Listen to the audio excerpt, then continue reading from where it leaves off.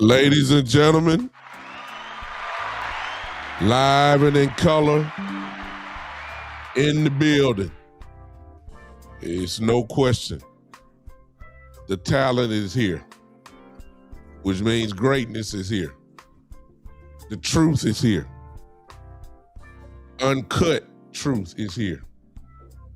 Whether you like it or not, we're in the building.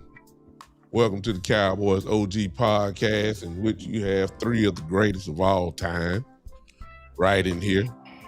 Great gentlemen that know what they're talking about. I wouldn't have it any other way.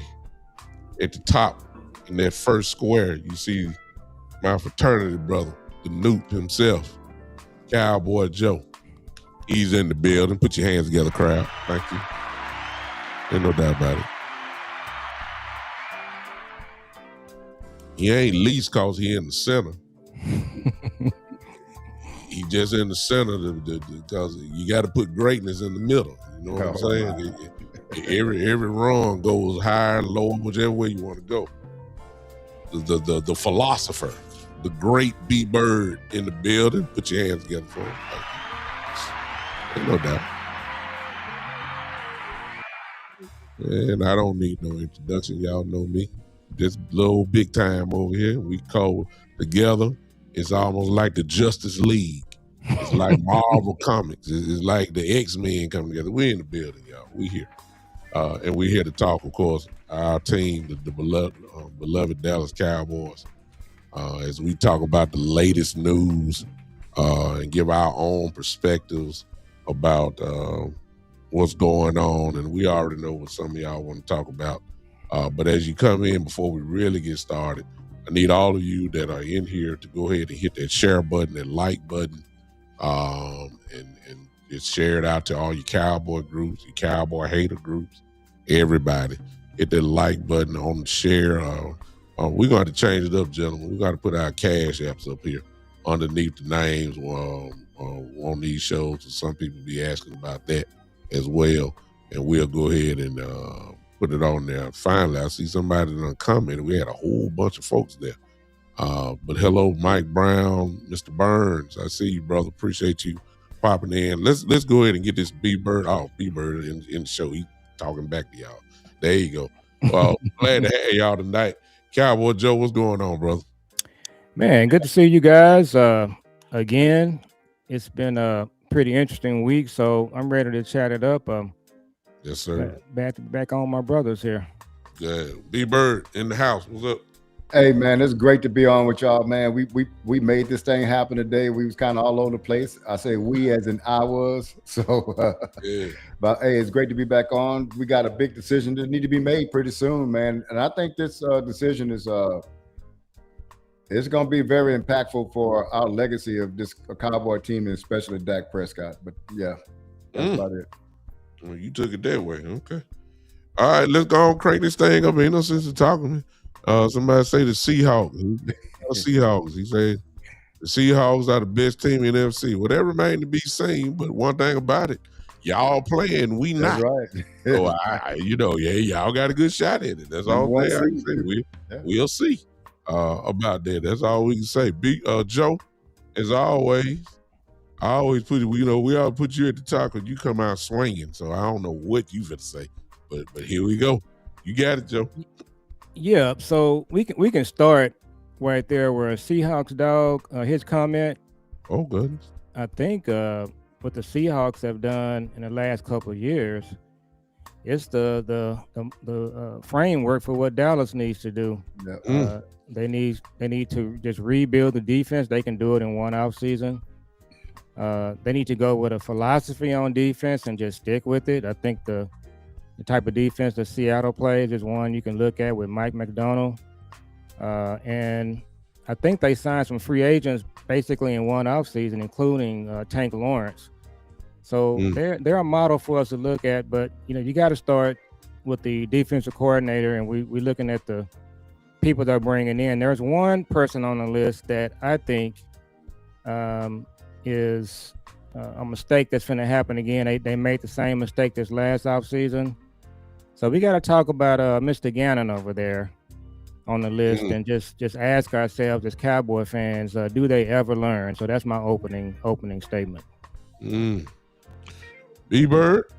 Yeah, man. I think I even on one of our shows, I think I told y'all that I was watching the Minnesota game that we played, and I marveled at the defenses and the disguises and you couldn't tell what was happening until post snap. And Flores was the defensive coordinator, and I was talking to my son, and I say, man, he said, what? I said, this defense is outstanding. I said, they're not telling you anything until post snap. So at that time, our defense was already struggling. So I was like, boy, I wish we can get him. Now I say all that to say, if we don't interview him, that'd be terribly disappointing to me. And maybe some news have come out lately, but I know that he's interested in a head coach's position. He definitely deserves that. But if he doesn't get that this round, I mean, Washington Commanders still interviewing him too, so that makes no sense why we wouldn't. So I'm just kind of concerned about that. Do we have some criteria that we put in place that other teams don't put in place? that limits us from casting a net as wide as it should be. Wow.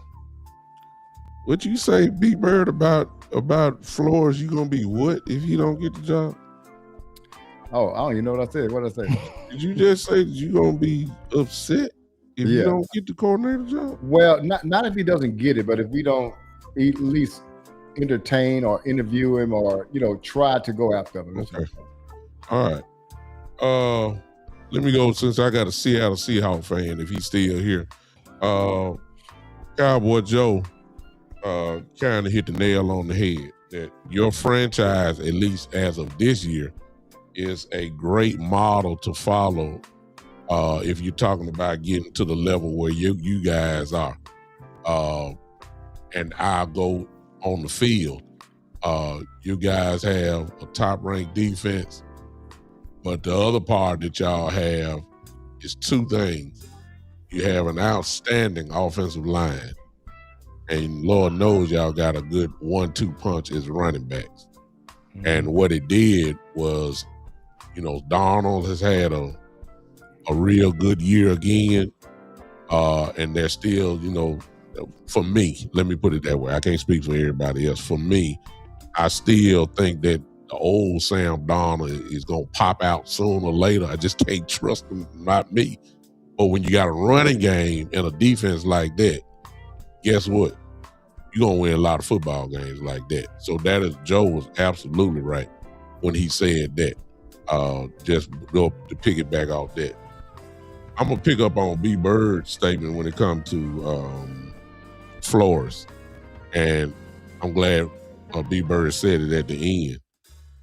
The Cowboys do not.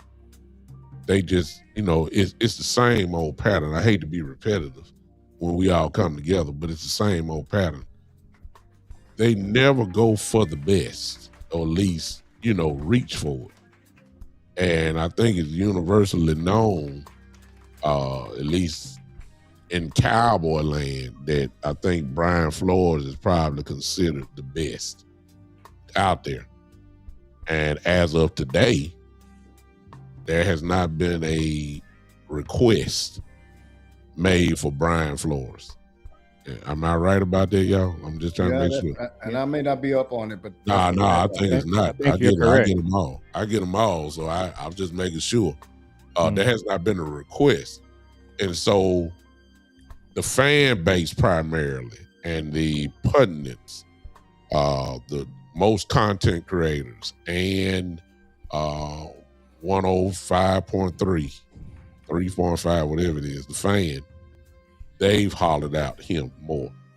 But one thing that has not been done, if you want to know what the Cowboys feel, you look and see what they're doing as of today. And they could call Brian Flores next week. Who knows? But as of now, they didn't call it. But my thing would be, don't wait till the man start getting offers and potential places, and all it becomes now is a bidding war, because that's where he gonna go. But because the Cowboys are cheap, they're cheap in free agency, they're cheap and then I started thinking about back, and I talked to Coach Marv today, and what I heard was just the truth. I had made to say, Cowboys ain't never reached, in far as coaching goes, the last real good coach that we reached for had to be Parcells. Yeah. And before that, it was Jimmy. Yep. We haven't really, when Mike McCarthy came, even though he had a great record, overall record, he wasn't considered really the best. You know what I'm saying? We just don't reach for the best in nothing. We go get guys that you can get by with. And even if the plan is Jim Leonard, well, that just took a big spin today because of Jim Harbaugh and the Giants. Jim Harbaugh is getting paid $20 million a year, and the Giants have given him an unlimited budget for his assistant coaches. Well, that's bad news for the Cowboys if you're talking about Leonard, because Leonard and Harbaugh have more history together than Schottenheimer and Leonard does. That was documented to date. I mean, they got history together. So, you know, it becomes, you know, I don't know Jim Leonard's situation, but I would think that, you know, that got to mean something, especially if Harbaugh's coming after him. And then you look at the pieces that the Giants have on defense and the fifth overall pick in the draft. That becomes a very attractive defensive job. When you look at Abdul Carter, you look at Thibodeau, you look at Brian Burns, and you look at Dexter Lawrence, and then you look at the fifth pick. That all of a sudden sounds like a real good spot for Caleb Downs as a safety over there in Giant land.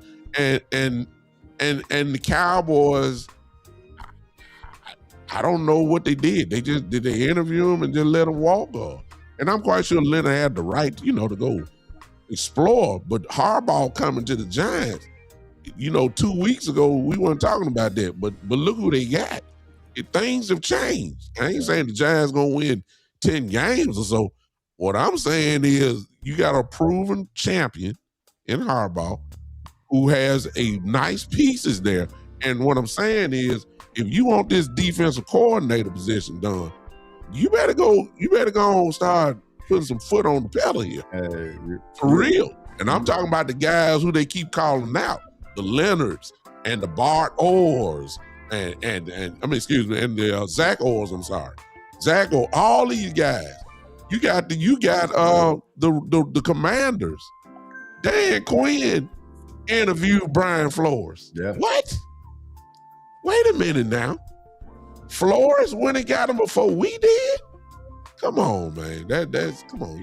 We don't have the urgency. Well, but then again, maybe they don't have the urgency because they don't think Brian Flores is the best. Maybe that's what it is. Well, you know what? Go ahead, I'm sorry. So the thing about it is that when you identify something of need, whether that be a free agency or a coach, you don't let it fall to you. You go get it. You go make it happen. And so if I needed a cornerback, and that was the thing I needed to make my defense a Super Bowl defense, and the market and the free agency opens, I'm not going to sit around and wait and say, well, I got 5 guys. The number 1 guy is there, but I'll just wait to see how it falls. I ain't got time for that. Yeah. We are not aggressive in how we even do coaches. We let things fall to us. We let all the other coaches get hired off, and then we see what's left. But these other teams ain't doing that, man. They're identifying Harbaugh. They're identifying Flores in Washington, and they're going after what they need, man. They're saying, no, we need this guy. We're going to go get this guy. We're not going to say, well, we'll just take the 4th best one on our list. He's still there. That's how we do in the draft, if you really think about it. When have we moved up in the draft? We moved back in the draft. Yeah. And so what it is, we move away. We move more to mediocrity because that's what you get when things fall to you.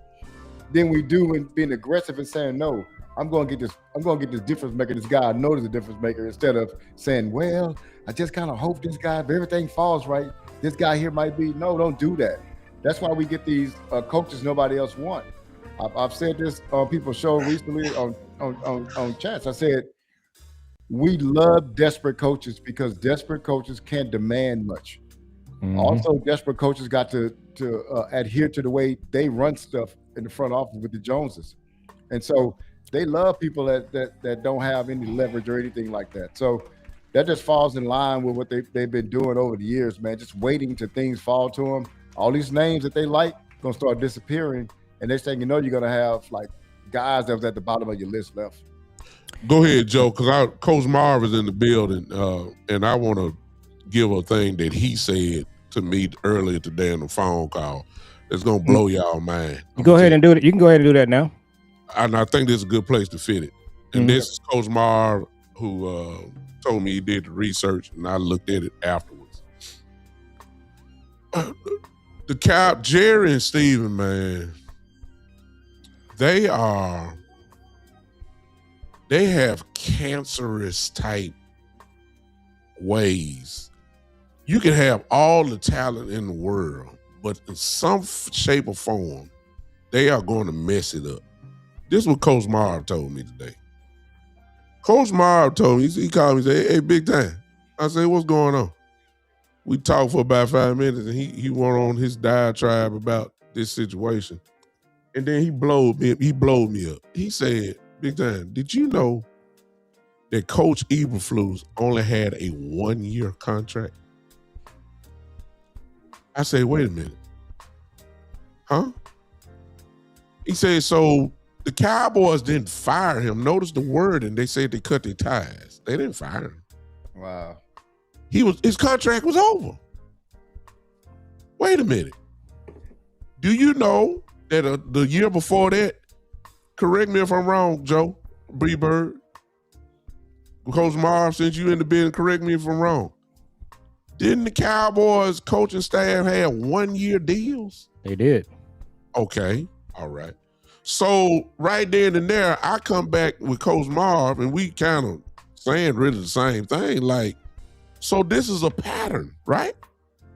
If you put Flus on for 1 year, you know this proven and C-type mess. Yeah. Okay, well, watch this, y'all.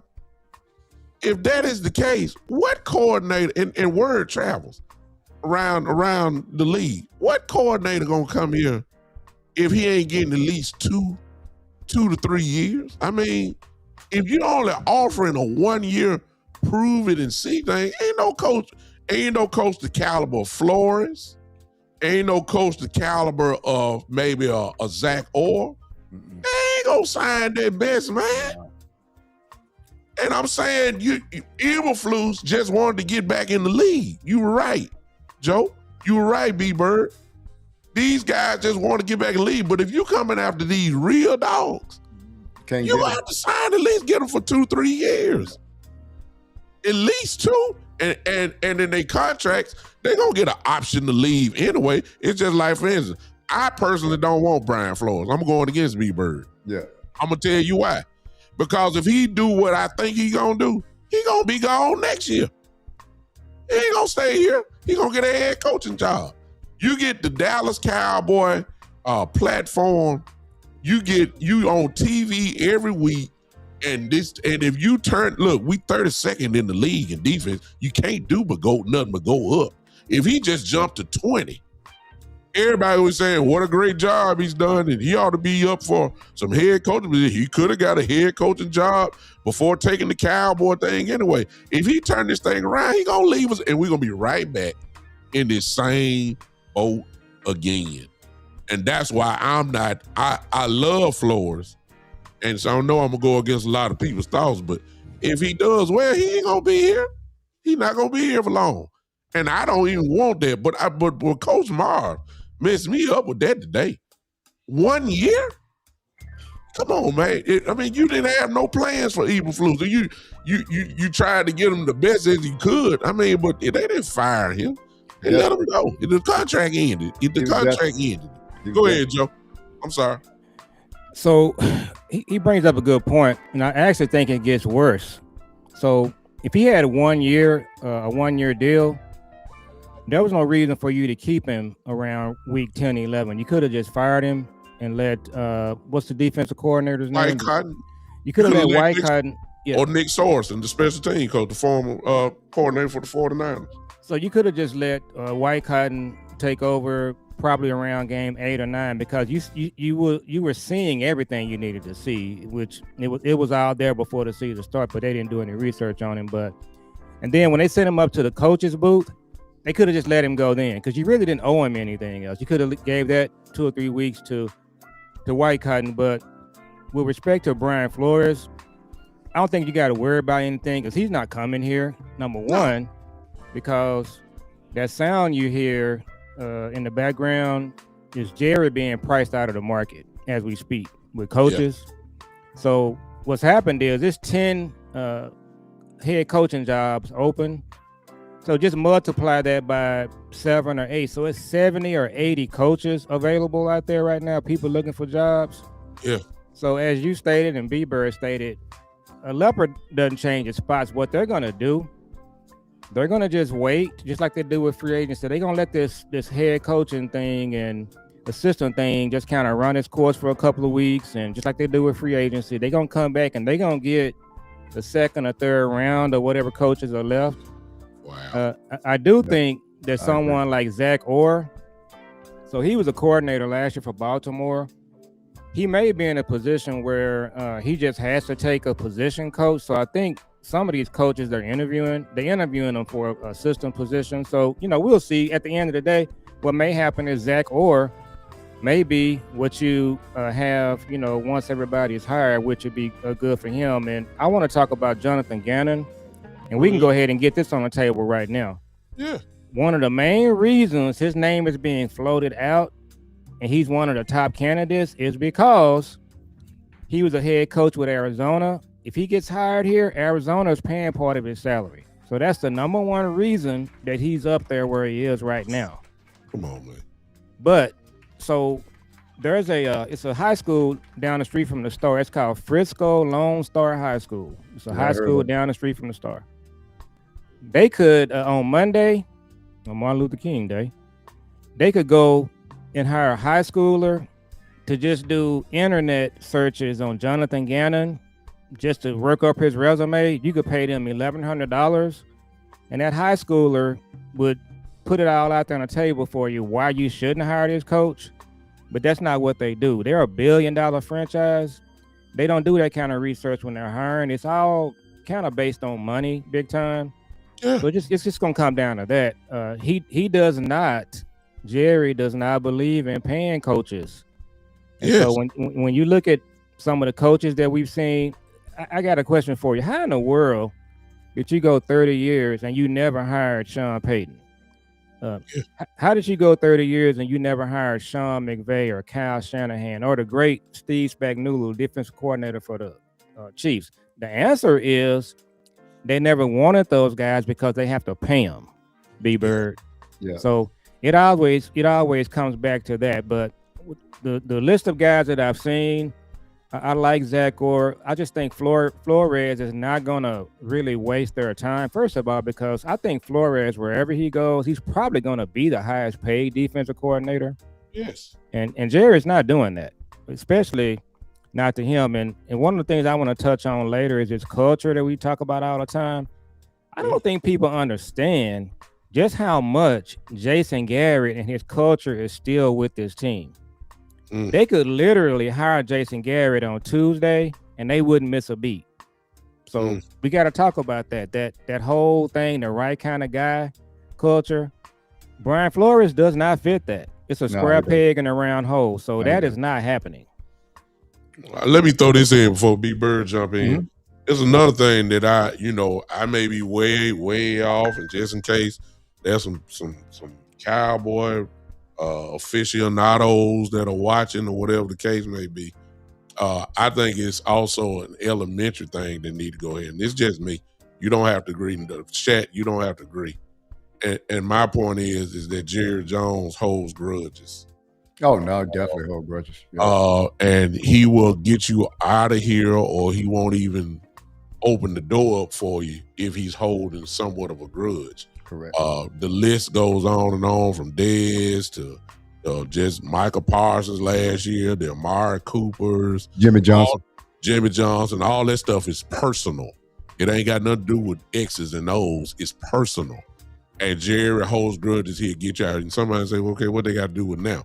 Well, Brian Flores is suing the NFL.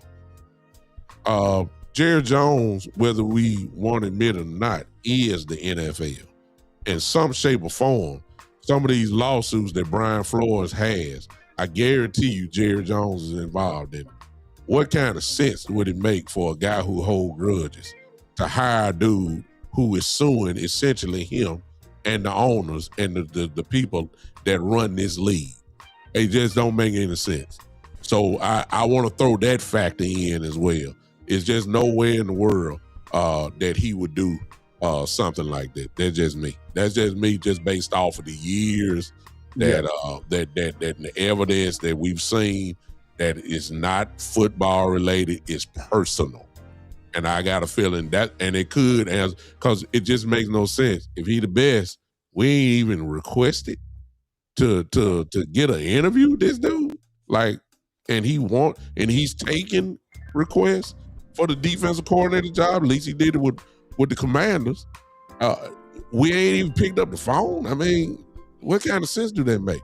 It makes sense to me when he's the one even on the radar in the first place. And that's really all I say. I'm gonna come back to that in a second, but at least not that part. Go ahead, B-Bird. I'm sorry. So I definitely So you got 32 teams in the league. All of them are equipped with the same things. Coaches, players, everything. So the thing is that it's already going to be competitive. There's only one team is going to be at the end of the year. You want to be that one team. But you have somebody in the front office that has grudges, right? You have somebody in the front office that's the owner, but acting GM, right? So he's owner/GM. I've often said this. You can only be one of those. So as GM, you're still going to be owner. So, people say, well, how you know he's not GM? Because the Dallas Cowboys are the most valuable franchise in the world and have the lowest paid coach in the NFL. He makes $4.5 million, and Harbaugh just signed for $20 million a year. So he didn't even. If people say, well, Ben Johnson wasn't gonna come here anyway, but Jerry didn't even reach out to him because he knew what his price was, $19 million. He runs this thing physically, financially well, but you cannot run it financially. Look, this what I say. It's like you're trying to win the best dress contest in high school. Mm-hmm. You can't be like, if I give my kid $500 to go buy an outfit, he can't buy 6-7 outfits and 9 shirts and all that and win best dress. No, you got to go after the one. And so when he makes statements like, well, I can get 4 players instead of paying 1. Well, what kind of players are you getting? There's a value attached to those guys. And so the thing is, man, what it is that we have 2 barriers we got to overcome. With Jared, we have to overcome his grudges. And we also have to overcome him just being cheap, man. Oh, now, do y'all know what the salary cap is on coaches? What about defensive coordinators? I'll be curious to know what that is. How about this? Let's kill it. Salary cap. The salary cap. Oh, salary cap. Oh no, there is no salary cap for coaches. That's right. So that's the one that tells you whenever they can always say pie and all that kind of stuff. Ain't no pie on coaches. It's just how much you want to spend. You can't even lie about that. It's just how much you want to spend. What they spent on the last 2 coaches, I think Mike McCarthy also made $4.5 million. That's why they got to go get coaches that's groveling for a job, because only one that's groveling for a job is going to accept $4.5 million a year when everybody else is at least making double figures. So this thing got to change, man. To be before you jump off that, look at that statement Coach Marv just made. Look at that. I ain't gonna say nothing. Just read it. So Flus is getting paid $4 million a year. Yeah, Schottenheimer got 4.5. Yeah, I mean he actually paid when he had Jason Garrett and Wade Phillips. He paid Jason Garrett around about that amount, but he was making more than Wade Phillips, which I've never heard that happen. And he had a title, Joe. Remember, they called him the coach in waiting. Yeah, but and look at what it got you. So here's the thing. So we're results oriented business. So I want to go back to. So I'm gonna talk about the Giants, and I keep talking about this. People hate me to keep talking about the 49ers. We got to talk about them here in a minute. Like I missed something. You guys got to educate me, because I was kind of off the grid for a minute. I don't understand how the 49ers got in the playoffs and they're winning, but we can talk about that later. Wow. So the Giants, we see what they paid Harbaugh. Okay, so the Commanders, and let's just talk about the Ravens and Brian Flores. I think he's gonna have a good shot at getting that Ravens head coaching job. Mm-hmm. So their owner is Steve Bisciotti. So the Maras own the Giants. I don't know the new owner for the Commanders. I know Magic Johnson is with them. Same guy that owns the Washington hockey team. He's got his hand and all this stuff. So what's happening right now? Yeah, and they building a new stadium. So what's happening right now is Dan Quinn is under fire. So he's been firing coaches. He's gonna have about 1 year to get it right. We see what the Giants did.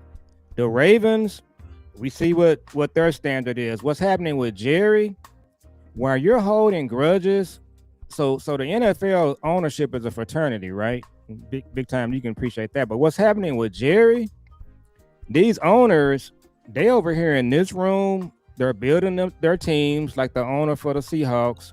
They're winning playoff games. They're vying for championships. They ain't holding grudges. The Ravens don't care nothing about that. No. Okay. The Commanders don't care nothing about it. The Giants, we finna find out, they don't care nothing about that either. What they care about is winning. And the other thing that's going to happen with a lot of these coaches, we talked about this last week on our show. This idea that you got 3 or 4 years to build a team, you don't have that anymore. No. That's what was happening like 15, 20 years ago. And in this NFL that we're looking at today, you got about 2, maybe 3 years to get your team pointed towards a championship, divisional game, whatever they call it, and vying for a Super Bowl, because everything now is microwave.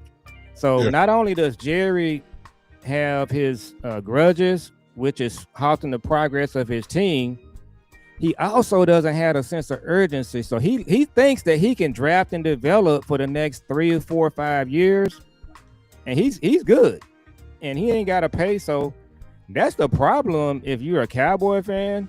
So I don't really know what they're gonna do. But the cancer that Coach Marv is talking about, you hate to say that, but I don't really see anything changing. So based off that, and we all Cowboy fans, make no mistake about it. I know it sounds like we complaining, and we are, but we hitting y'all complaining with facts. Let me just go on, really stir up the controversy. Considering all the teams that have openings as far as head coach goes, is the Cowboy job really that attractive? No, because you got some head coaching. I'm just saying coaching. Period. I'm just saying. I know we talking about defensive coordinator, but no, you got Cowboy fans right now saying they would just fire Shoddy tomorrow and hire some of these coaches that are available. But that's the dilemma that Jerry. See, I think Steven is really. I think I'm gonna say this. I think when Steven gets more involved, you kind of get a steadier ship. We've kind of seen that recently here. I think this thing just goes off the rails when Jerry just gets 100% involved. But yeah, I don't think the job is attractive as it was. To answer your question, I don't think you're getting the best coaches because of that. But what I always say for hopium purposes, I've been saying this since we started our channel, my son and I keep saying a broken clock is right twice a day. Sometimes you can just luck up into hiring good coaches, even though you're not paying them, like Zach. Or if you hired him as a coordinator or assistant coach, or whatever, I'm cool with it. I'm cool. You might just luck up and get it right. I think Shoddy combined with some other coaches, you could be that broken clock. The issue that you have is, I think you have a better chance of doing that if Jerry is not involved. Go ahead, B-Bird. I got another question. Go ahead. So the defense, I think the attractiveness of it is that the Cowboys play on national TV pretty much 13 out of their 17 games. So you're going to get, if you do good, it's going to be magnified. So I think that it's a good for exposure. It's definitely a good place to come to. Now, financially, it's really a stepping stone position for you because you want to get here, do well, and then move on. But I was just going to say something about, the clock being right twice, 2 times, because you're definitely right. But this is something I heard the other day, and I heard it in another context. They were talking about something else. So we have not been to the NFC Championship game in 30 years, right? Mm-hmm. In the NFC, it's 15 years. What was that? In the NFC by itself, it's 15 years. We're the only team that hadn't made it in 15 years. Oh, okay. Yeah, we don't have many, but we hadn't been in 30. Right. Do you know how hard it is harder to not go for 30 years than it is to go to the NFC Championship game? I don't know if y'all ever thought about that. It is harder to do what we've done. Like, it's more improbable if you just go by the odds, we should be in an NFC Championship game about 3 times in those 30 years. Mm-hmm. We had to go out our way to be bad enough to not get there for 30 years, man. That's crazy to me. Because if you just have Joe Smith, Mike Davis, or anybody else running your GM and your coach and your head coaches, you should be there. Just like they got some teams, man. Like Jacksonville has been there 3 times since we've been there. Carolina's been there. You know, some team that's real low on the totem pole has been there, but we haven't been there. The only way you mess up your odds is if you put somebody incompetent in position, and that's where we've gotten.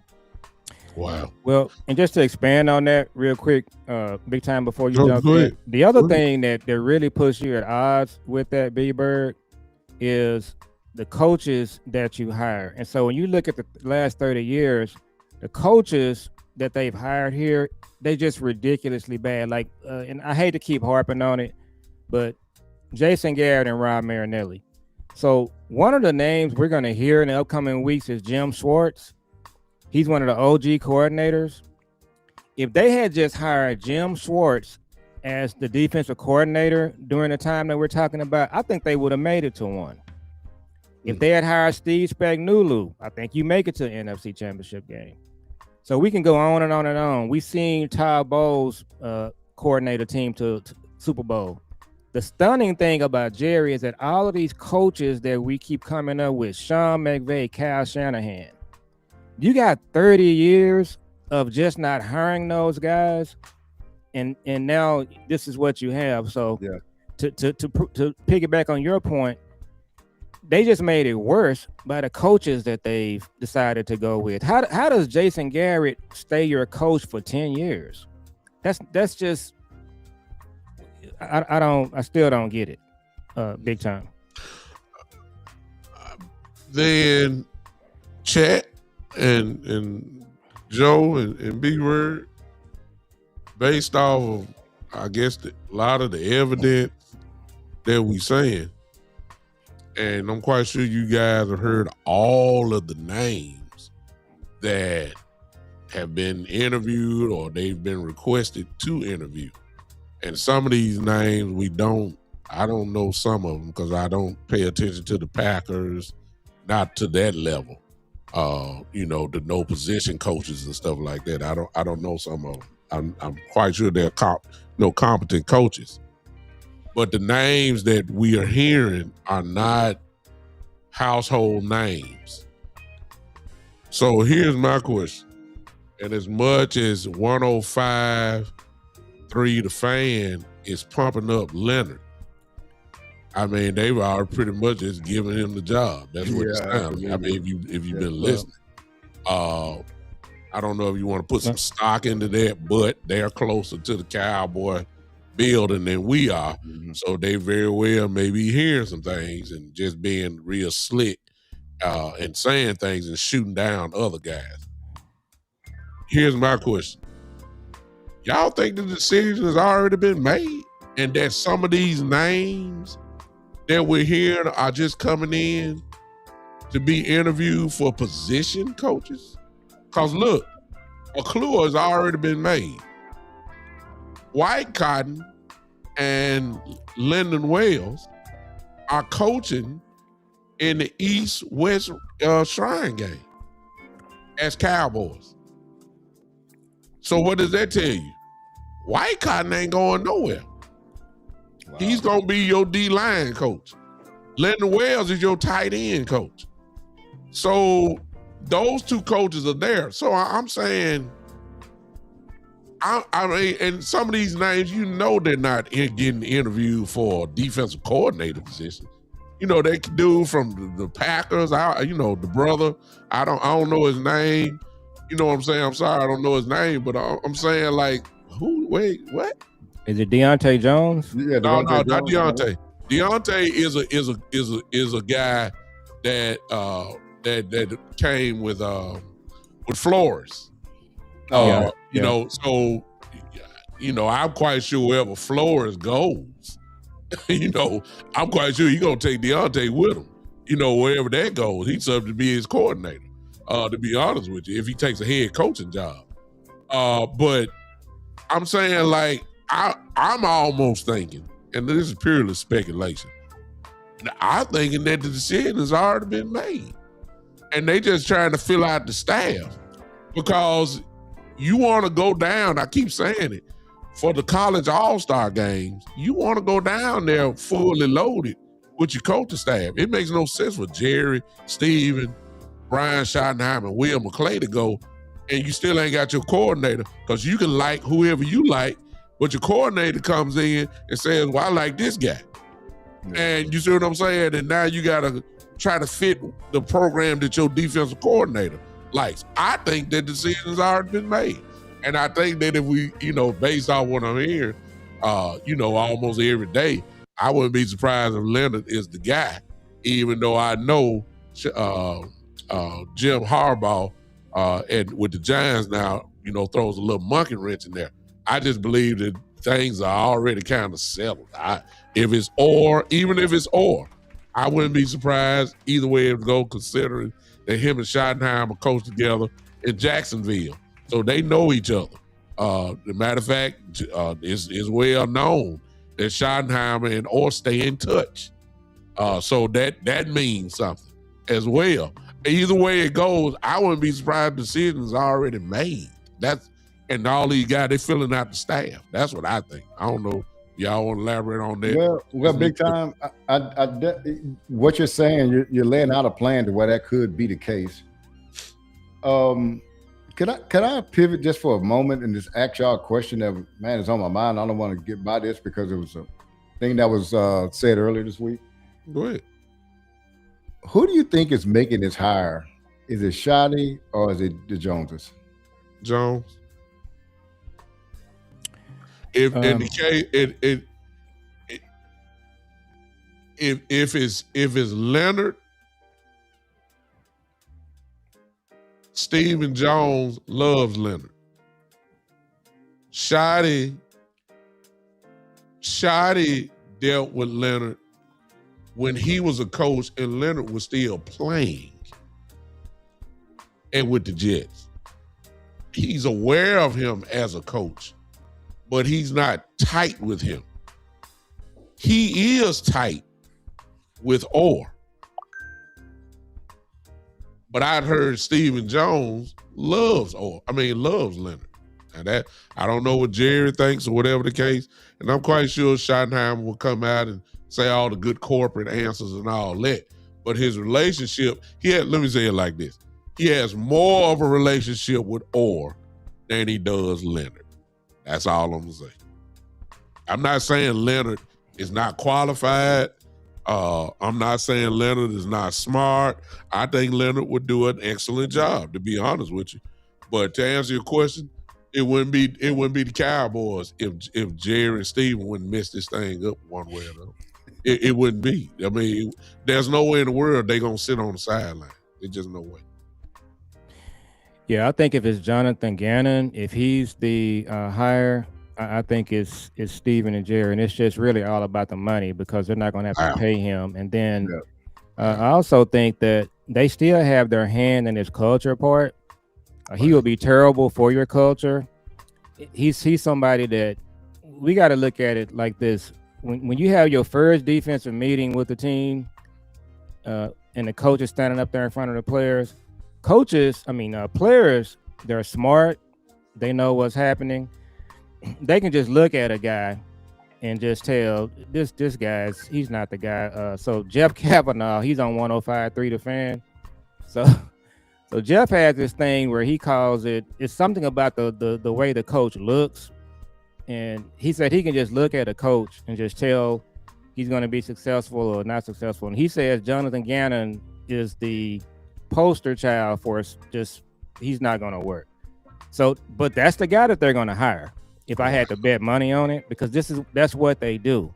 Now, Jim Leonard, you're probably competing with the Giants at this point. A few days ago, they probably thought they had the Jim Leonard thing. It was just them, but there's so many coaches that's being fired. So, the agents, they're a fraternity too, big time. Yeah. So the agents, they trying to make money for the coaches and the players. Yeah. And so all of these coaches have agents. So the price is going up on these coaches, including Zach Orr. So Jerry may be getting priced out of this thing as we speak. And so you may just end up with the second rung or second or third level of coaches. But stay with that. Mhm. Because Joe, I'm sorry, B-Bird, but stay with that.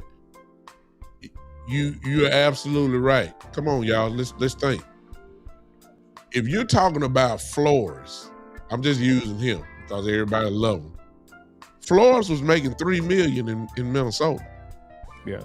If he's to leave Minnesota or take another coordinator job, what do you think you're gonna have to pay him? At least $2 million more. Yeah. He's gonna be the highest paid. Okay, but if you pay him $2 million more, that's $5 million. Yeah. How is that gonna look when your head coach is only making 4.5? That's why it's not happening here. So I'm going back to what you said, Joe. If your starting range for your coordinator is going to have to be something way under Harbaugh, even if he's supposed to get somewhat of a raise, just to make it look good, so it don't look bad that your coordinator is getting paid more than your head coach. Yeah, let me say this real quick. We talked about this last week, and I'm gonna let you speak, B-Bird. So understand everything we're talking about, guys. They can make a decision on Wednesday. There is no salary cap on coaches. They can come in Tuesday morning. They can decide that one, we're gonna redo Shotty's contract. They can absolutely do it. They probably have the money to do it, and then they can just decide we're gonna just pay Shotty more. We're gonna go after the top guy, whether it's Leonard, Flores, Zach, or whatever the case may be, and they can just change their culture, just change the way they do things. They can do it Tuesday morning.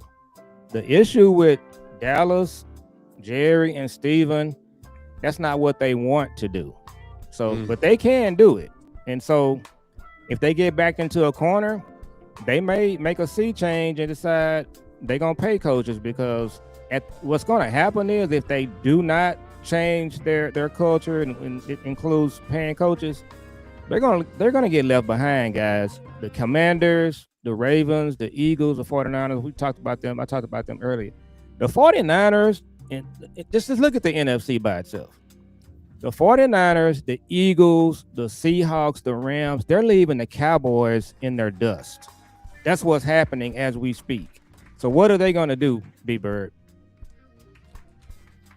What you mean? Are you talking about the Cowboys? What are they going to do to keep up with the 49ers and the Seahawks and the Rams? What are they going to do? The thing is that, again, we're running the 110 hurdles while they're running the 100-yard dash. Yeah. I mean, that's just what it is. We're putting our own hurdles in our place, man. I want to read this. Y'all may have read this, but I want to read this article. Fish had something in here that's kind of talking about Flores. He said, you want to change the culture? You put the gruff, no-nonsense Flores in charge. Want to create uncomfortability? Let Flores offer his 2 cents on the Cowboys circus and listen to him. When the fan tours march through the store, you think Flores is going to be stopped for selfies? Mm-hmm. So the concern with Jerry, he likes the culture that he's created. And when he cites uncomfortability as an edge, he's talking about the coaches and the players being uncomfortable. Whereas if Brian Flores becomes here, the uncomfortability victim might be Jerry himself. I definitely agree with everything he said right there. Jerry is the culture of the Dallas Cowboys, man. And he wants to be comfortable where he's at.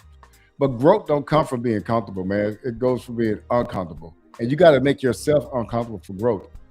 We're just not willing to do that, man. We're not willing to make ourselves uncomfortable for the betterment of this team. We want to be able to operate the way we want to operate. But like you look at organizations like the let me just tell y'all something I found, and I was talking to my coworkers last night. I saw, and I don't keep up with baseball. Y'all may keep up with it better. But I saw the Dodgers sign Kyle Tucker, which is the most coveted free agent in baseball. Yes, sir. And so I was talking to him as another fellow Cowboy fan. I was talking to him. I said, so you mean to tell me the team that just won back-to-back World Series, still went aggressive and got the best player out there. I said, and I heard some guys kind of complaining about it because I said, but are y'all fans of the Dodgers? No. I said, well, this ain't none of y'all business. This is the Dodgers fans' business. The Dodgers fans are good with it because all they're doing is making themselves better. And I said, this isn't even the most valuable team. The Yankees are. I said, but what they're doing is they're using their value, their edge, the money that they make with their local TV contracts to go get other players and continue winning and stacking championships. I said, I got a team that is the most valuable franchise in the world that won't go do this. They would never do anything like this. But it shows that when you're aggressive and you're competitive and you got to go kill your food to eat, you're going to go get it. The Joneses ain't got to go kill their food to eat, man. And it shows. Wow. And I add to that, B-Bird, the Dodgers just won back-to-back. That's what I said. Yeah, back-to-back. That's crazy. And so what they're showing is when you go get a Kyle Tucker, who's universally known as one of the best in the game, it shows that you're still hungry. That's right. You're trying to win 3 in a row. That's right. 4 in a row. Yeah, you trying to win. Yeah. That's they the already got line. Shohei Ohtani, right? Yeah. He is the best. They got Betts, they got Shohei, they got Freeman. They still got a great pitching staff. Yeah, now they add Kyle Tucker. I mean, they loaded. I mean, it's just that simple. But that's the mentality of a team that's hungry and still wants to win. I think Joe. I think out of all what we done said tonight, I think Joe done came up with something that's like beautiful. You're not hiring the best because you're gonna have to change everything up. You can't bring in a Brian Flores who's making $3 million in Minnesota, who's automatically gonna get a raise because he's gonna be in a bidding war, either for head coaching or even if he was just taking a defensive coordinator spot. You figure he's gonna get somewhere between $4 and $5 million. You figure that. Your head coach ain't getting paid that much, but for what, 4.5? It just don't look right. And I know you can bump Shotty up and all that, but it just looks wrong. And what Joe said about this dude that I don't even, the Arizona dude, Gannon, I mean, like, it'll make sense because you ain't got to change nothing. You keep Shotty at 4.5, get this dude about $2 million, and you good to go. Even though I'm saying, don't get me wrong, chat. What's up, Hen? I see Henny Moore from the liquor store in the building, our brother in the building. What's up, Henny? So, well, I mean, but they had a great show today. The mentality is just horrible. Yeah. And it trickles up from not only the way you do free agency, is even in the coaches because you're not really trying to go after the best. Yeah. It's horrible, man. Hey, I got to ask you guys this before we go any further. So we was talking in the backstage. So my son played little league football, baseball. My daughter cheered. I know you guys have kids that's been involved in sports. You know, you at the moment big time. Yeah. This coach for the Arizona Cardinals, he hit one of his players, punched him during the game. So just think about this. Just think about our own kids, our own family. If you had a daughter or a son, and at any level, you saw a coach punch one of your kids, or if you were an NFL player or a college player, and a coach punched the kid, would he be eligible to interview for another job? I don't think he would. So this guy, I think he got fined for it. He should have been fired. But what is going on with you if you want to bring a guy like this in and interview him? I'm disappointed. I don't know him, so I mean, I don't know him. I mean, the Cardinals have never done enough other than have. Let me read this. That's the only thing I know about the Cardinals defense. Other than that, I don't know the dude. So I Yeah, don't know nothing about it. he's really a pretty average. So he did when he was coaching with the Eagles, they did go to the Super Bowl. They lost. They lost.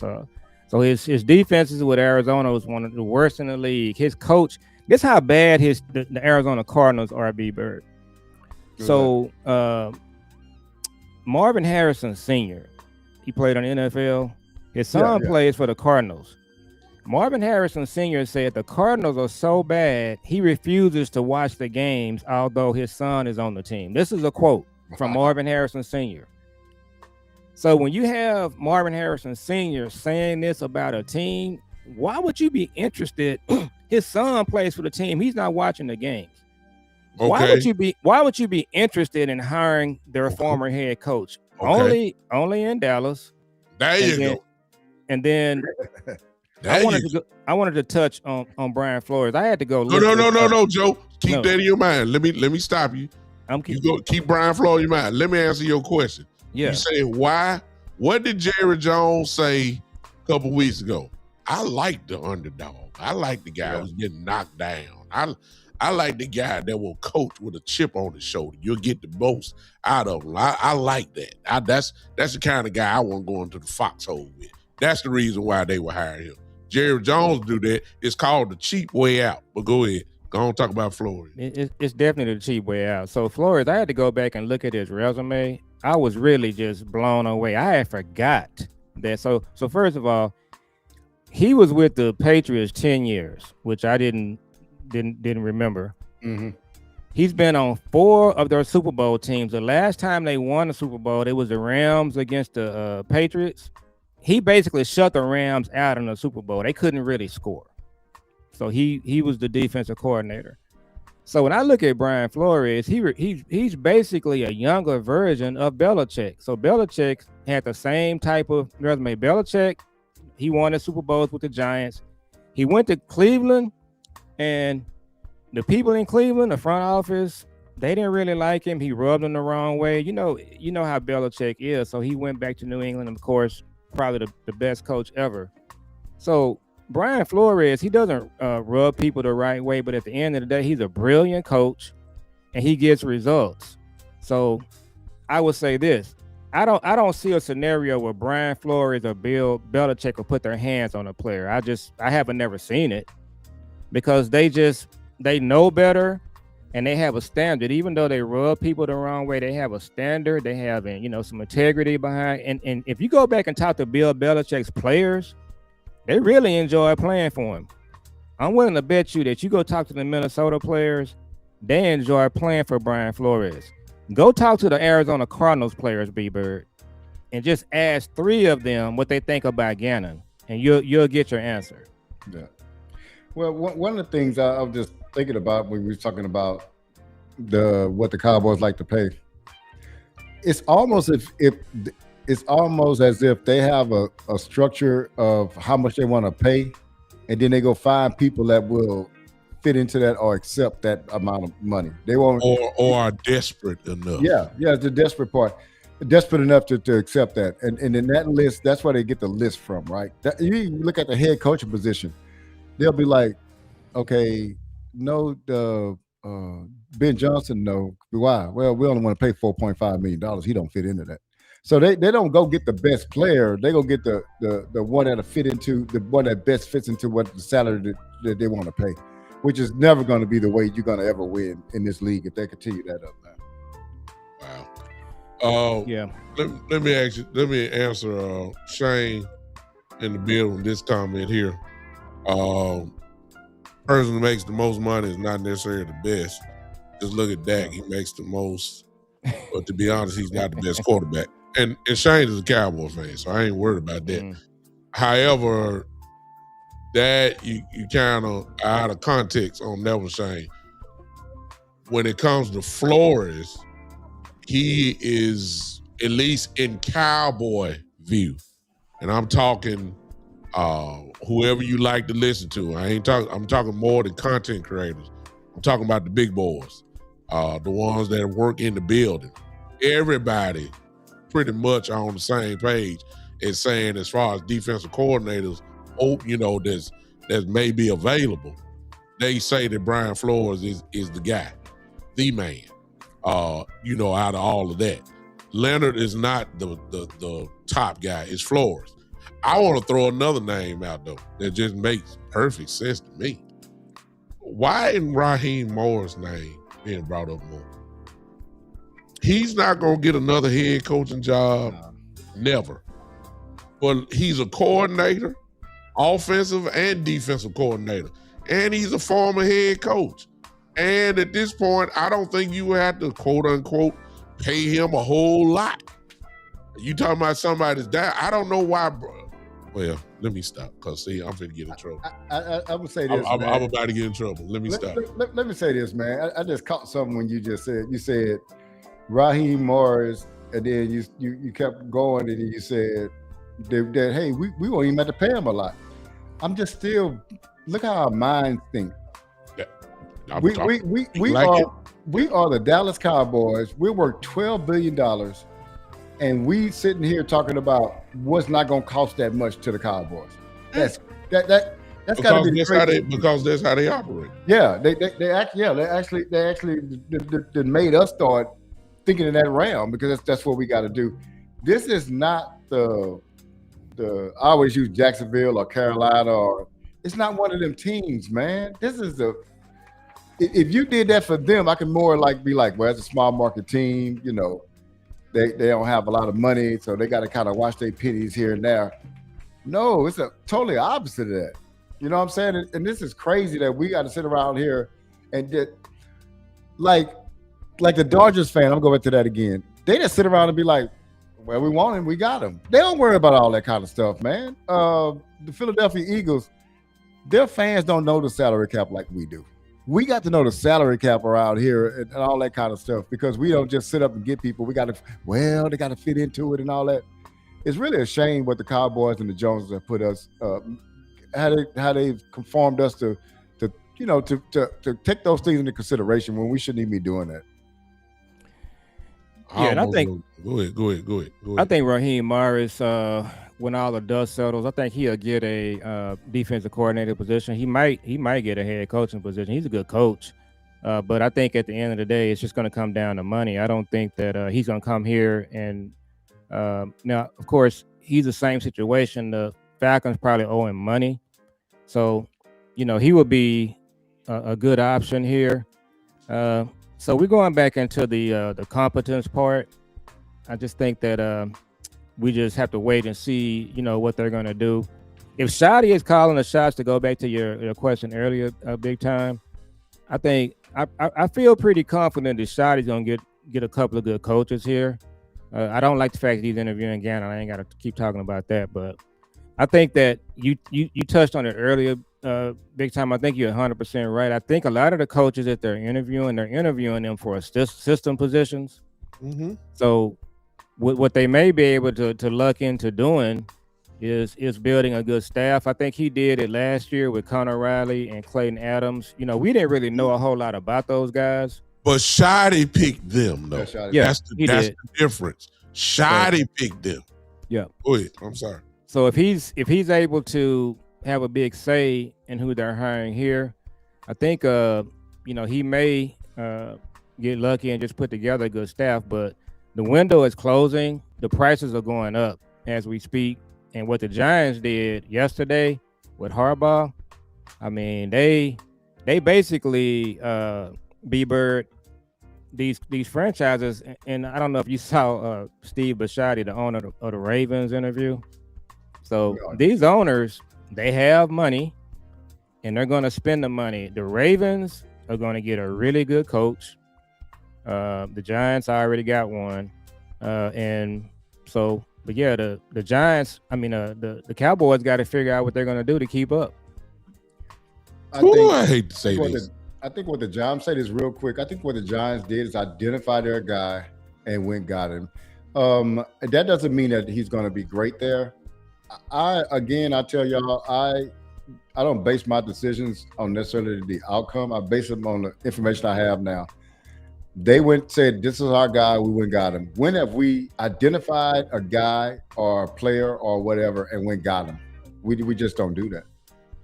Well, the Giants went in and since they're young and trying to own the come up, they made a great million. They hit the jackpot. You gotta, you get a front office, you get a coach. They got one of the best coaches. There's a Hall of Fame coach. I mean, come on now.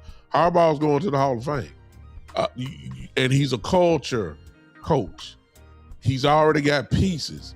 You bring in a Harbaugh to that team.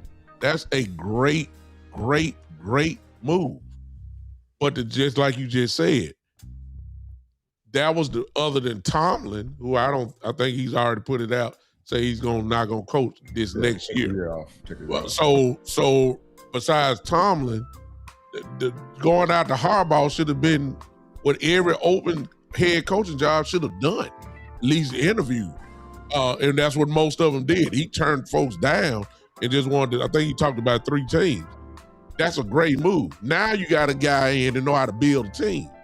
That's why that 5th pick gonna be good. You already got some foundational pieces. Oh, yeah, they do. The Giants are on the come up, y'all. Yeah. So I'm there, ain't no sense of, they may not win, 8, 9, they're coming. They're coming. It's gonna happen. He's too good of a coach. You know what I'm saying? And he's been good too long. It's gonna work. It's gonna work. So I ain't worried about that. I'm finna put y'all. I almost want to say this in my show. I don't want to. I don't want to get y'all in trouble and all that type of stuff. But good I got content. That. Yeah, it's real content. And again, it's speculation. I said earlier, Jerry Jones is one that holds grudges, and he does. The list go on and on.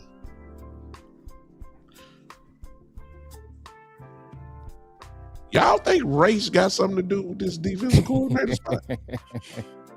I know we got some Caucasian brothers in here and gonna have some people looking at it later. I'm sorry.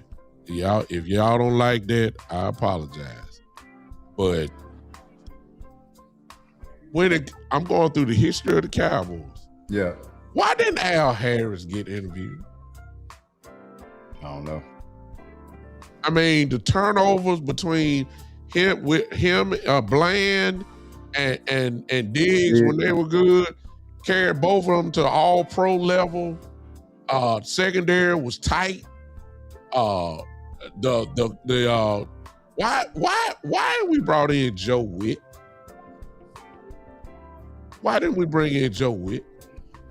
Why didn't everybody knew George Edwards back in the day? Great linebacker. Why didn't they get interviewed for this stuff? I'm thinking that when it comes, well, let me stop. No, I ain't stopping. When it comes to the black coaches, as far as defense goes, they are limited to just position coaches. They ain't got that. They ain't got it. They haven't. They're not serious candidates. They're not. I don't think Brian Flores is a serious candidate. Not for us, at least. Yeah. I don't, if I will come on this show and shut my mouth and say, I apologize. If Zach Orr is the new defensive coordinator for the Dallas Cowboys, I will get on here and say I was 1,000,000% wrong. But to be honest with you, when you rank everybody, Zach Orr is more qualified than Jim Leonard is right now. He just left Baltimore as defensive coordinator. Jim Leonard was defensive coordinator in Wisconsin. He's a position coach with the Denver Broncos right now. He's not a defensive. He's never called a game as a defensive coordinator in the NFL. Zach Orr has. Raheem Morris has. And shoot, the dude that Cowboy Joe talking about, he has been a defensive coordinator before Jim Leonard. I'm saying, like, wow, even if you hire Leonard, you better have a great staff around him, because why are we experimenting? We got a 2-year window, 2-3 year window. We ain't got time to develop. We got to hit this ground running. I'm wondering. I'm just saying. Y'all ain't got to comment. Y'all ain't got. Matter of fact, B-Bird, stay away from it. Stay away from it. Hey, Stay away from it. I'm just saying. I say this was my show. I don't stay. I do it on mine too. I don't stay away from it because hey, it is what it is. So let's talk about Dak Prescott for a moment. And this is my thought process. So Dak Prescott comes in here, saves the season that 1 year. They go to the playoffs, but then his contract comes up, and it's we're gonna franchise, and we don't really, we ain't ready to commit. Then he goes on to show out again. Then what they do again, they franchise him again, right? And then he ended up every time they've paid him, they've been reluctant to pay him. But his stats have always shown that he's one of the best quarterbacks out there. But why are y'all reluctant to pay him? Because in y'all mind, he doesn't look like the quarterback that y'all envision to be leading this team. And I'm saying look like, I mean color. I mean, I definitely think that had something to do with it. If that was a white quarterback, they'd have jumped all over him. I even go back to Parsons in the offseason. Hey, let me just say this. If anybody want to refute this, they can. Everybody that's drug through the mud, they've had bad negotiations and it fell out and all that kind of stuff. They've never done that with a white player. It's always been black players. And if you count Zach Martin on, they don't even count that. That was the 1 week thing. Well, it's 1 week, and then Zach was the one that really should have got it most because he had a contract. He wanted to cut up the tab. Skip line. Skip line, yeah. So the Michael Parsons deal this summer, hey, let me show you something. Jerry wanted to show that agent something too. Bingo. What color is that agent? And so Jerry don't like that guy's the top agent in football. You're gonna show him something. Let me show you how much you disrespect him. He won't even say the guy's name. Wouldn't even try to say the guy's name. And then Michael Parsons, he's not one of those guys that's gonna just be quiet about stuff. No, he can't handle that. Hey, how he gonna tell me what to do? This is that's now you get into it. And also too, again, that's why the thing that gets me is you've never had a contentious negotiation with a white player. You've never had one, but you've only had them with the black. And part of that is because the fan base will kind of side with you against the black players. We just talking now, right? They're gonna side with you. They ain't gonna side with you against that, and you know that. That's why you ain't gonna go at him hard. Okay, here's my other theory. Jason Witten was brought back to break Dez Bryant's record. I'll go to my grave saying that. That's the only reason he came back. Because they didn't like Dez Bryant having that record for the most touchdowns. And I was cheering against him at the end of the year when they was trying to feed him the ball. And anybody want to say this, you wasn't just there on that picture, just looking on that segregation picture. Ladies and gentlemen, we thank you for the time and thank you for your effort tonight. Go ahead. So I'm gonna say this, and I'm gonna let Cowboy Joe go. We got grudge being one hurdle. We got the salary being another hurdle. Then we might have race being the third hurdle, because these are things that we got to overcome for us to get to where we want to be at. So these are, you can't have that many hurdles. You got to be, man, they got folks, you might not want to get Brian Flores because he's suing them as a defense coordinator. They got guys interviewing for a head coaching position. They don't care. They're trying to win. They don't care they don't care if the guy's purple or gray. They don't care what color he is. Bring him in here. He gonna help me win. Nah, but he got to look a certain way, be a certain way. That's the thing that gets us in trouble, man. That's it for me, Joe. Yeah, I think you're on point. And one thing we got to talk about coming up here is this 2 or 3 year window. I don't think they're going to pay Dak again. I think this is it. They're going to. I think they'll do a restructure, which I'm not sure that's actually, when they do a restructure, does the player actually get that money, or is it just moving numbers around? They move the numbers around, and what they do is they'll restructure it. It's like, for instance, they're gonna have to do that with Dak. Oh, they're gonna have to do it because it's $75 million. Yeah, 70-something million on the cap this year. So they're gonna restructure. What they'll do is probably give them a big signing bonus and make the cap number be whatever they want it to be. Mm-hmm. Okay. The cap number may be, I'm just throwing it out there, the cap number may only be about $3 million on cap this year, which means that Dak will get a $57 million check right then and there. And the cap would be $3 million. I mean, they could do that. You know what I'm saying? Yeah. To answer your question, they got to do it with CD as well. Yeah. CD's cap number is huge as well, and it's the same thing. But go ahead, Joe. I'm sorry. So yeah, I think you guys are on point. That was my biggest disappointment with Jerry in the last 30 years was the way he handled that Parsons thing going on the media tour that he did, Correct. And the comments he made about the agent. And I actually met the agent at an event we was at. And so, yeah, it's you got to put all of that into the equation. I think at the end of the day, what we're talking about here is all of these things are just roadblocks for them to get to where they need to be. And when you go 30 years and you haven't made it to a championship game, it's not talked about enough. These guys are doing press conferences, end of the year press conference. In the meantime, the 49ers, they're about to go again. Okay. Yeah.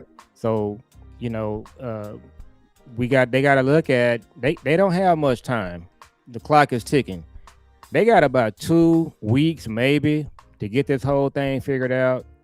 And because, man, they're going to get left behind. So hopefully Shadi does have some input on what they're doing there. And to your point, to both of you guys' points, when you see guys get this job like a Zach Orr, if he gets this job, you're going to know that he's not going to have 3 or 4 years to get it done. It's not going to happen. Now, Gannon, he would get, more time. But now Zach Orr, some of these other guys, they're going to come in with a really quick plan on what they're going to do, because I think Jerry and Steven, they kind of see the writing on the wall. They may be at the point to where they're going to make some changes. We're going to see when is the combine thing you were talking about, big time. When is it? The East West Shrine game is at the Star on the last week of this month. Okay. The practice starts, coming up, and then you also got the Senior Bowl that happens right after that. That's in February. That's before, if I'm not mistaken, I think that's before the Super Bowl. So it only makes, and keep in mind, the Cowboys now have an inside track to some of these guys is going to be at the East West Shrine game because they're going to be coaching them, so they get to talk to them. Yeah. They get a little ahead of the game before the combine, and of course the draft process goes. You kind of get a chance to put your hands on them and talk to them. So it's important that you go and get this thing in order now. But like I said, and Joe, I think you agree with me. I think that they just getting. I think the decision it's got to be close to made. I think that they're building this staff. I believe that's what's going on. I think that whoever it is, well, who would you like on your staff? If it's Leonard, if it's Orr, or whoever it is, they're saying, well, who would you like? Do you already have guys already that you're thinking about for position coaches? And the dude obviously gonna say, yes, I already got guys on speed dial. Well, who are those guys? We'd like to bring them in and talk to them as well. I think that's already, what's going on. Go ahead, I'm sorry. So what Henny and Landlaw from Alabama were talking about on their show today was we're at the point now where we're just basically saying anybody but Gannon. So they're kind of setting things up so that if it's not Gannon, as Cowboy fans, you're going to be fine with everybody else. And that's kind of where I am too. I think if it's Zach Orr, I think they're going to be competing with the Giants for Leonard, and the Giants are going to pay him. Yeah. But so it's going to be, I think you're going to look at the tier 2 level of guys that are out there. It's a coach from the Eagles that's interviewing. So I think I'm at this point right now, I'm anybody but Gannon. and then just hopefully they just pick somebody that can put together a competent scheme. And you touched on it earlier. I think for the Cowboys, they got to get this safety and linebacker thing fixed. If they don't get that fixed with whatever scheme they're going with, we're just spitting in the wind. Go ahead, Big Bird. I'm sorry. This won't be long at all. One of the things about Harbaugh making $20 million a year, it kind of sets the tone for what the rest of the staff is going to get paid. So if he's making $20 million a year, then I don't know what the defensive coordinator makes, but he's going to make probably one of the highest paid defensive coordinators. The Giants gave him an unlimited budget. Yeah, and so it's just going to trickle. The money going to trickle down, but the numbers are going to be higher. Yeah. So look at where the Cowboys starting at their head coach, and it trickles down at $4.5 million. And look, you have a small window of people that's going to even accept this job. And it starts because you didn't get a good enough coach, or you had a salary cap that you wanted to fit the head coach into, and so you had to go find whatever head coach is going to fit inside that salary, not a cap. I'm sorry, the salary structure, and so. So you're going to get like a $2 or $3 million coordinator. That's what you're going to get. Whatever it is, you're going to get a cheap guy. That's what it is. You're going to get the leftovers. That's basically whatever everybody else picked, whoever left over, and whoever the word is, desperate, who's ever desperate enough to come here. So, chat, I think y'all, we done or y'all got some more? Y'all got some more? I'm good either way. I'm done. Are you done? So it's up to y'all. I mean, I'm rolling, but just based off what you've heard tonight, chat, from Joe and B-Bird and myself, and even some of your comments in the chat, I think this is an important question. Here's the question. Has anything really changed? I mean, we were cheap the last 3-4 years. It seemed like we about to do the same thing again, even in the area of the coaching staff. I mean, did we go get the best? No. Well, it remains to be seen.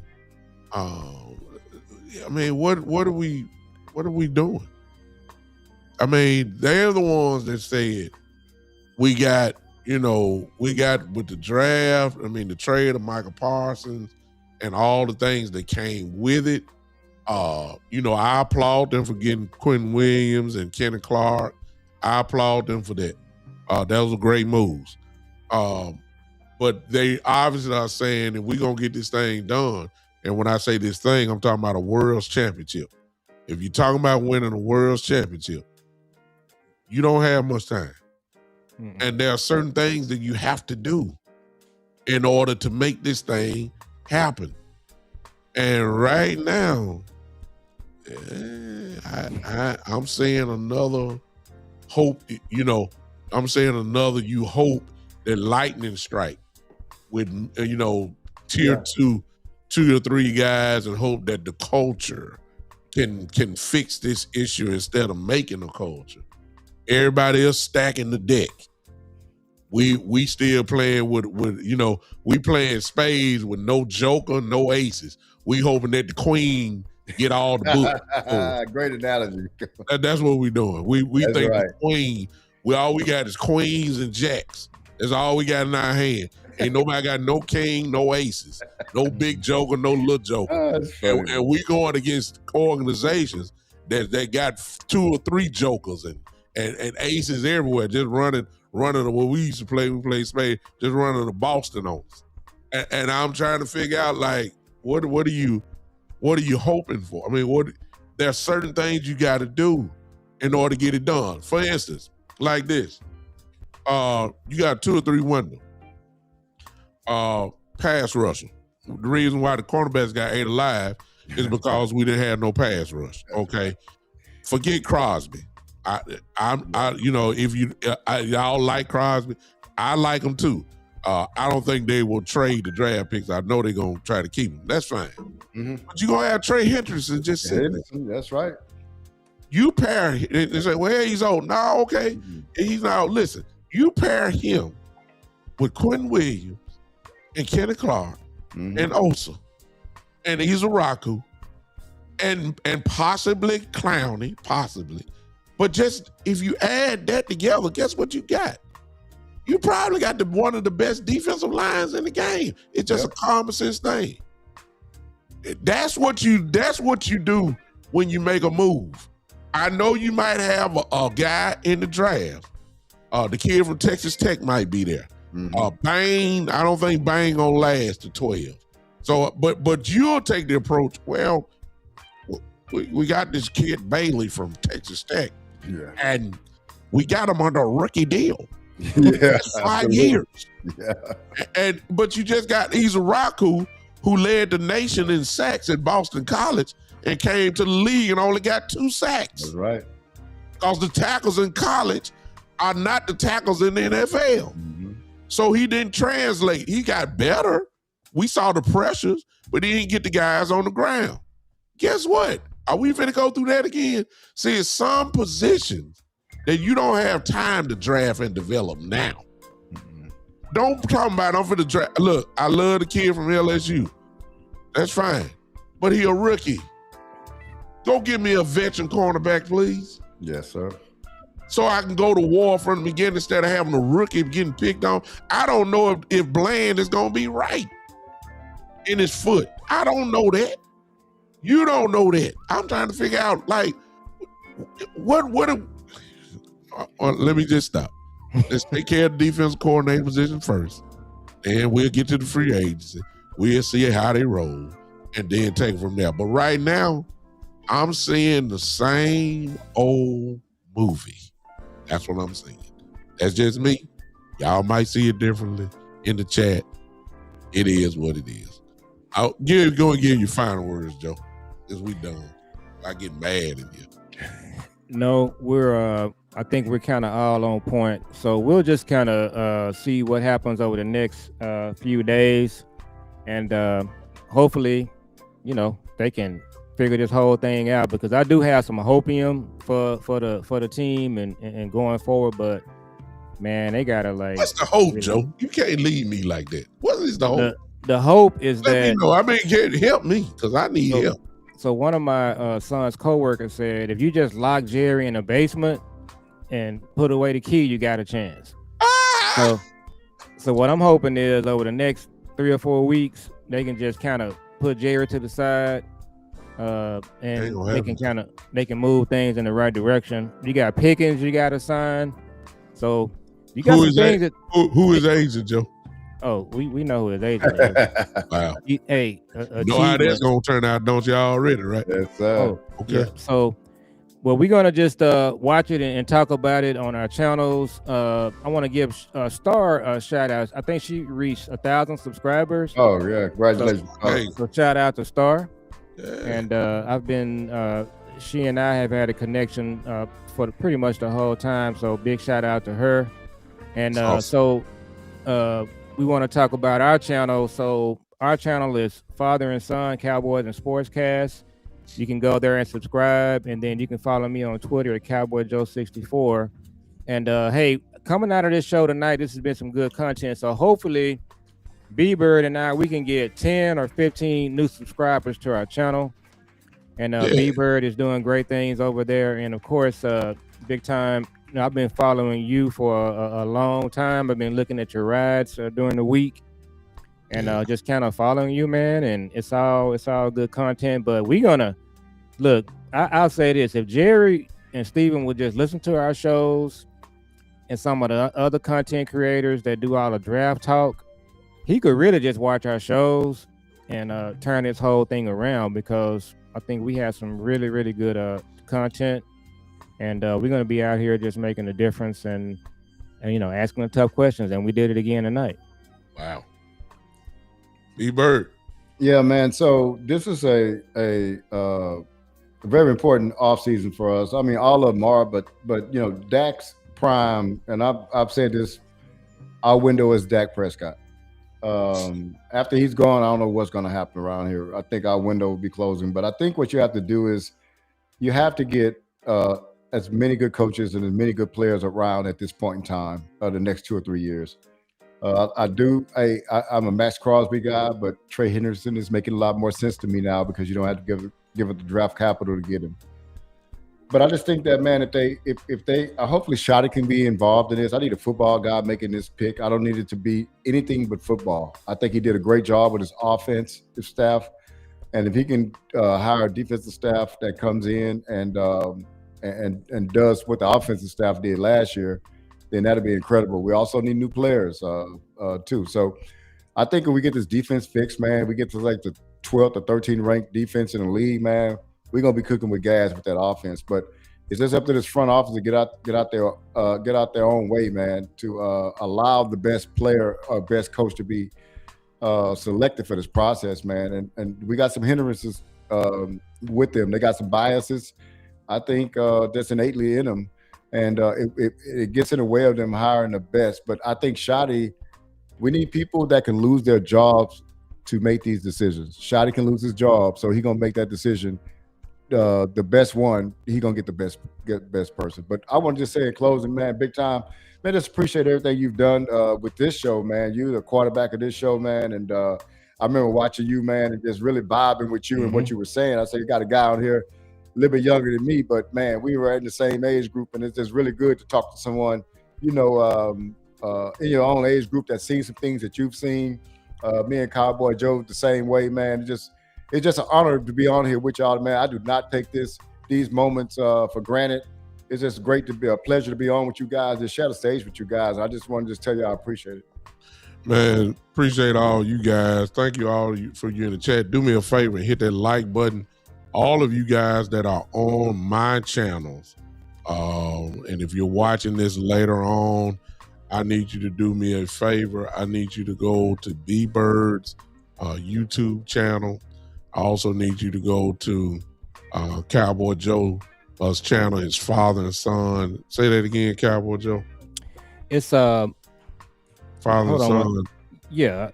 It's Father and Son Cowboys and Sportscast. So I do a show with me and my son. And so it's Father and Son Cowboys and Sportscast. Look that up on YouTube. And please go and subscribe to these channels here. B-Bird and Father and Son. Say it one more time, the last part. Father and Son Cowboys and Sportscast. Cowboys and Sportscast. Please go hit that subscribe button. Sorry we didn't put the links in here. We'll do better next time. Yeah. We'll have all that for you, and we'll have that for you.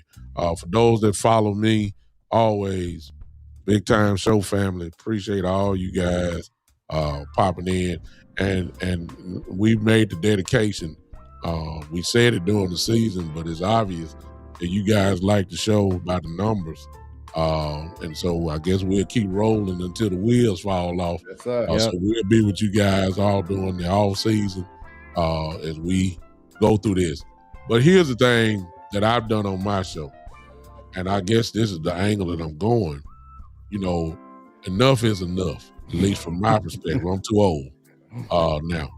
And I've seen for years the consistency of the mediocrity in steps, I guess what I want to say. And so what I've been trying to do is, Cowboy Joe just said about the hopium, and this is where a lot of our fan base is, because we get excited because of the draft coming up and all that, and we thinking, especially free agency, and every year y'all get let down. I said y'all, I ain't say me. Y'all get let down because y'all think we going big fish hunting, and we never do. And then sooner or later, you got to accept the reality that the Cowboys don't do what the fan base wants done. So in closing, this is what I'm saying. When you got guys like Cowboy Joe and B-Bird and myself on here, it's a reason why we call ourselves the Cowboys OG, because we seen all the championships. We seen them all. Except me, I didn't see 1971. I didn't see 71. 72. I didn't see, 71. I didn't see 71 championship, but I saw all of them after that. Let me tell you, and B-Bird seen them all, Joe has seen them all. We know what the franchise is supposed to look like. We know championship franchises when we see them. We not there right now. And until the Cowboys do what it takes to get on these levels that we're talking about, I think I represent B-Bird and Cowboy Joe by showing y'all what Cowboys OG mean. I'm trying to get all of y'all to calm it down a little bit before y'all get y'all blood pressure shot through the roof. I'm trying to get y'all to calm down and do just like me, B-Bird and Cowboy. This is what we doing. Yeah. Wait and see. We ain't all this hope and all that. We know Jerry Jones. We know his patterns. We know Stephen Jones' pattern. We know Stephen Jones want to save the salary cap. We know Jerry Jones done kind of fell in. We know everybody's cheap. Jerry said it. Why should I pay for one player when I can pay 3 players? We know they like the World Football League. They're going to go get 2 guys out of there every year. They're not going to they're going to get the bottom of the barrel free agents. That's what we do. We don't go big game fishing. We don't want Rolls Royces. We want Honda Accords. That's what we do. And until I see a difference or a change, I'm going to let y'all get hyped. That's it. I'm going to let y'all get optimistic. I'm going to be pessimistic. I'm sorry. I done seen too much. And I dare the Cowboys, and I'm closing up through. I dare the Cowboys to change me. I dare you. I dare you to change me. I would love to get on this microphone and say, hey, y'all, I'm wrong. Yeah. I'm wrong. But until then, y'all have a good night. And as we close. That's it. Y'all have a good night. All right, you too, fellas. Have a good one.